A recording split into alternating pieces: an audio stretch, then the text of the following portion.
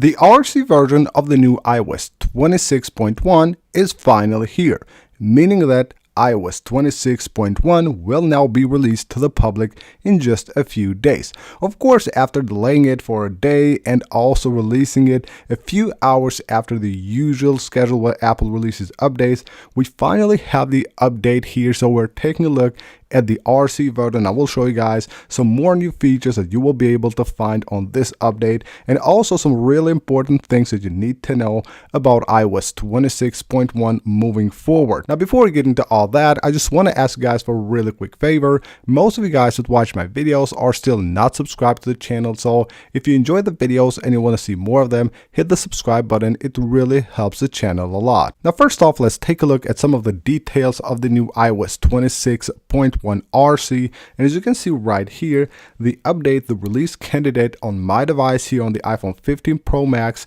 came in at around 8 gigabytes. I was on beta 4. Updating to the RC is at 8 gigabytes, so probably the final update also should be around this size.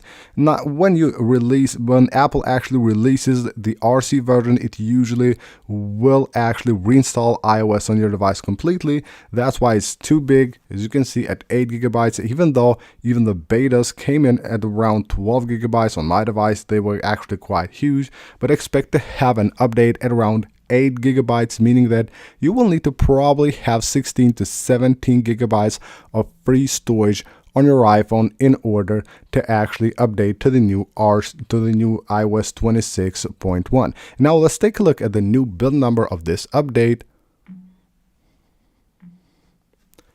Now, as you can see right here, this is the new build number. iOS 26.1 should have the build number 23B882. Most likely, this will be the build number of the public release as well, because usually that's what happens.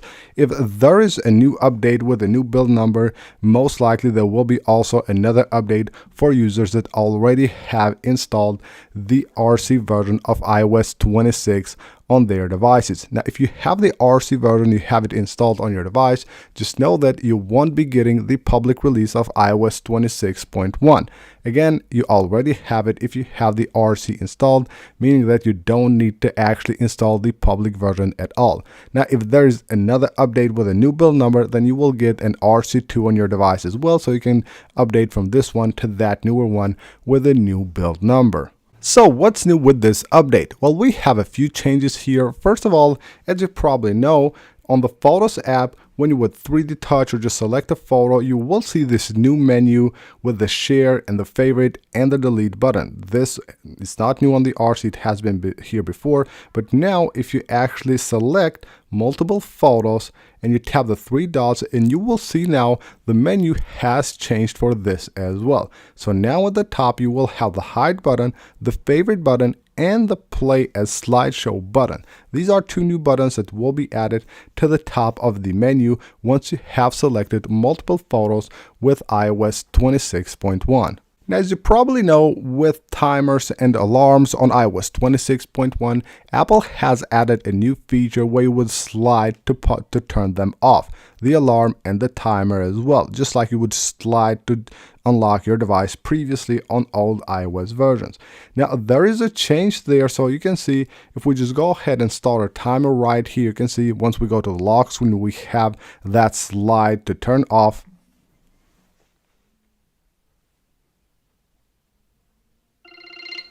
So there it is, the slide to turn off, but now we have a change on this update.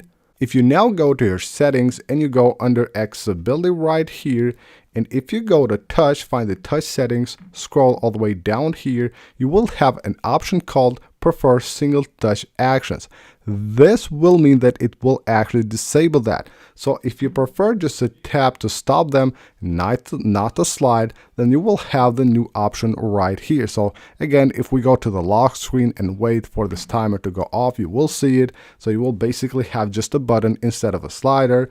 So there we have it, and now we just have the stop button, which might be very useful for some people that don't want to use the slide to turn off feature. There's also a small change for folders here. So when you go to any folder on iOS 26.1, you have probably noticed before that The title of the folder is aligned to the left, and it used to be much bigger. Now that it's actually smaller in size, so you can see basically the title there, the letters there are much smaller.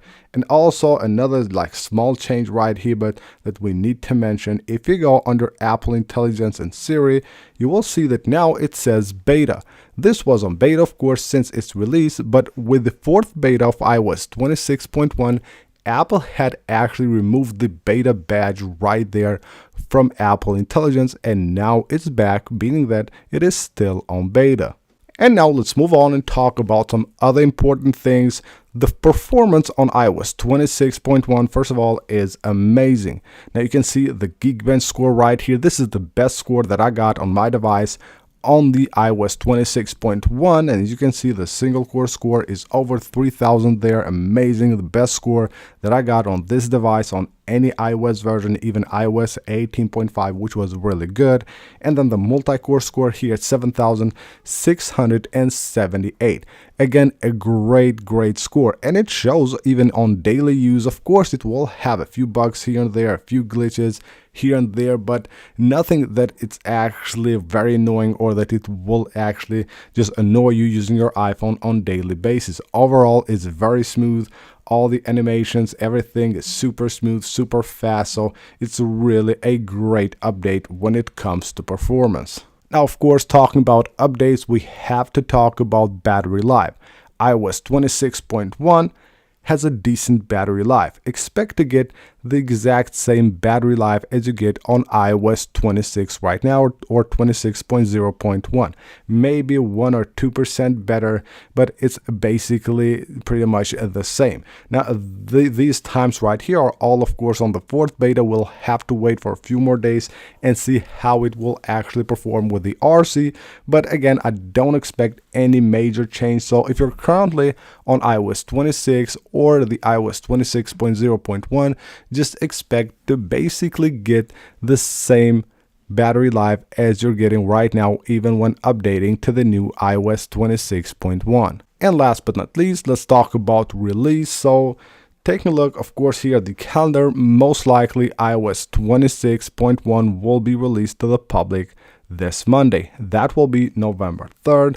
Usually Apple will release these bigger updates on a Monday, so I don't expect any changes this time as well. So this Monday, 10 a.m. Pacific time, that should be the usual time when Apple releases big iOS updates. Now, even though with the last few releases they tend to actually delay them a bit, a few hours or minutes, but that might happen, it might not happen. So just expect to have iOS 26.1 on your device this Monday, maybe even Tuesday, but I don't think that will happen. Most likely it will be this Monday. So that's basically it for this video, guys. This is iOS 26.1, the RC version, the last update before this software goes out to the public this Monday. Hope you guys enjoyed the video and you find it helpful. If you did, smash that like button and of course subscribe for more videos, and I will see you guys on the next one.